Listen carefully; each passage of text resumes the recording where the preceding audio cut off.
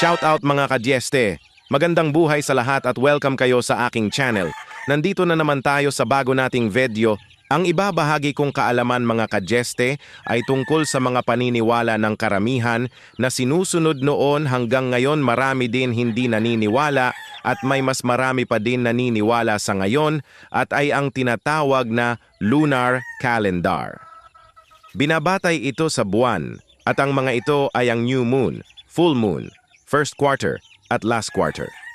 Ang mga ito ay pinapaniwalaan pa rin ng karamihan. Kapag tayo ay maglalaban sa last quarter, ang mga kulay ng mga manok ay ang mga ito. Una ay ang sinibalang. Sinibalang/panuksukan tawag nila sa Tagalog, lakton naman sa Cebuano at white splash naman sa English. Ito ay may mataas na porsyento, umaabot sa 18 ang score pagdating sa kulay ng kanyang balahibo. At pagdating naman sa kulay ng paa, ang kulay dilaw or puti ay umaabot sa 17% at sa berde at itim na paa naman ay 3%. Ang pangalawa naman ay ang bulik-talisayin/buliksay na tinatawag sa salitang Tagalog at balakiking pula naman sa Cebuano at red dome naman sa English. Ito ay may mataas na porsyento na umaabot sa 18 ang score pagdating sa kulay ng kanyang balahibo at pagdating naman sa kulay ng paa, ang kulay dilaw or puti ay umaabot sa 17% at sa berde o itim naman ay umaabot sa 3%. Ang ikatatlo naman ay ang abuhin, kung tawagin sa salitang Tagalog at abuhon naman sa salitang Cebuano. Ito ay may mataas na porsyento na umaabot sa 11 ang score pagdating sa kulay ng kanyang balahibo at pagdating naman sa kulay ng paa, ang kulay dilaw or puti ay umaabot sa 17% at sa berde o itim naman ay umaabot sa 3%. Ang pang-apat naman ay ang hiraw na kung tawagin sa salitang Tagalog at lambuhon naman sa salitang Cebuano at dirty gray naman sa salitang English. Ito ay may mataas na porsyento na umaabot sa 11 ang score pagdating sa kulay ng kanyang balahibo at pagdating naman sa kulay ng paa, ang kulay dilaw or puti ay umaabot sa 17% at sa berde o itim naman ay umaabot sa 3%. Ang panglima naman ay ang bangkas na kung tawagin sa salitang Tagalog at banugon naman sa salitang Cebuano at fillet naman sa salitang English.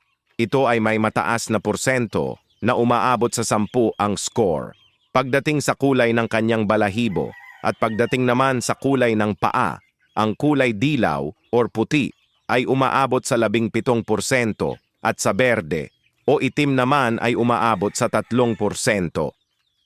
Ang pang-anim naman ay ang puti na kung tawagin sa salitang Tagalog at oges naman sa salitang Cebuano at white naman sa salitang English.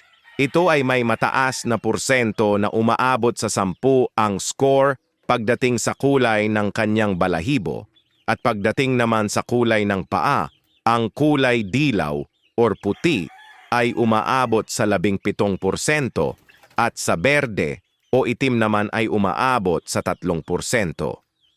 Ang pangpito naman ay ang lasak na kung tawagin sa salitang Tagalog at bulanting naman sa salitang Cebuano at spangled naman sa salitang English.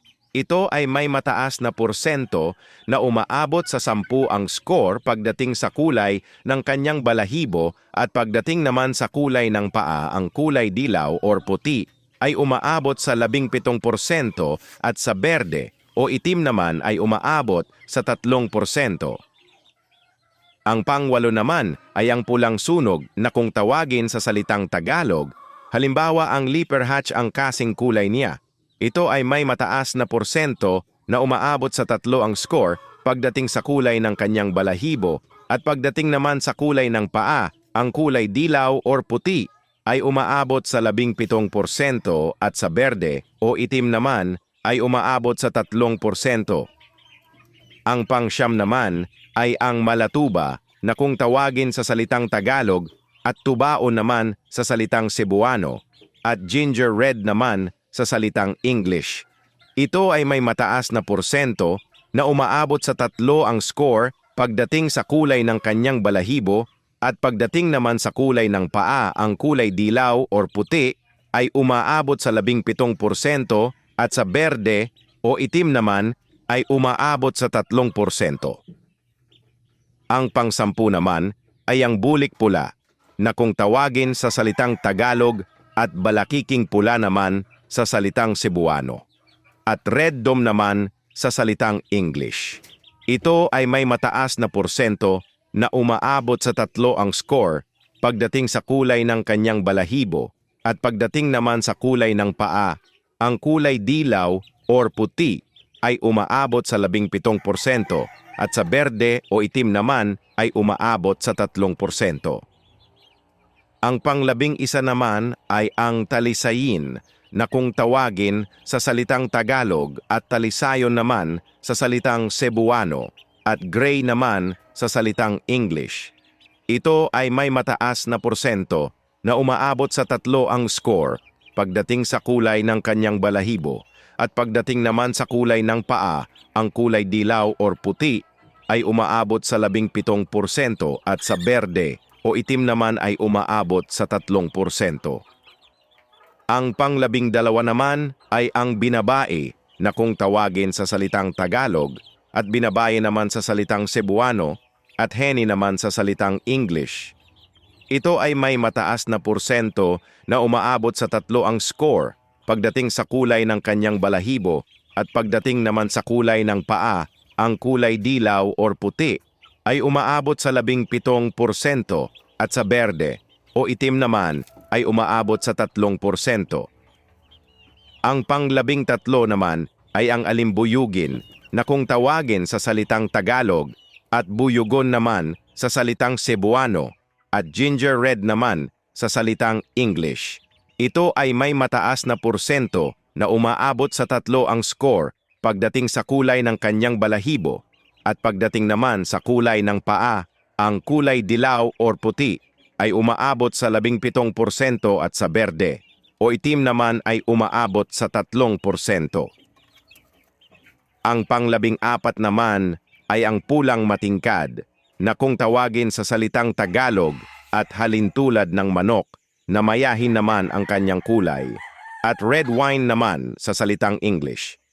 Ito ay may mataas na porsyento na umaabot sa 3 ang score pagdating sa kulay ng kanyang balahibo at pagdating naman sa kulay ng paa, ang kulay dilaw or puti ay umaabot sa 17% at sa berde o itim naman ay umaabot sa 3%. Ayan, maraming salamat sa inyong panunood at sana mayroon kayong napulot na aral or idea sa paglalaban ng ating mga alaga. Kaya hanggang dito na lang ang aking video mga kadyeste at abangan nyo pa ang mga bago kung upload na mga video. Sana huwag nyo kalimutan ang mag-follow, like and share sa aking mga video at tandaan natin na unahin natin ang ating pamilya bago ang pasyon natin. Maraming salamat mga kadyeste and God bless sa lahat.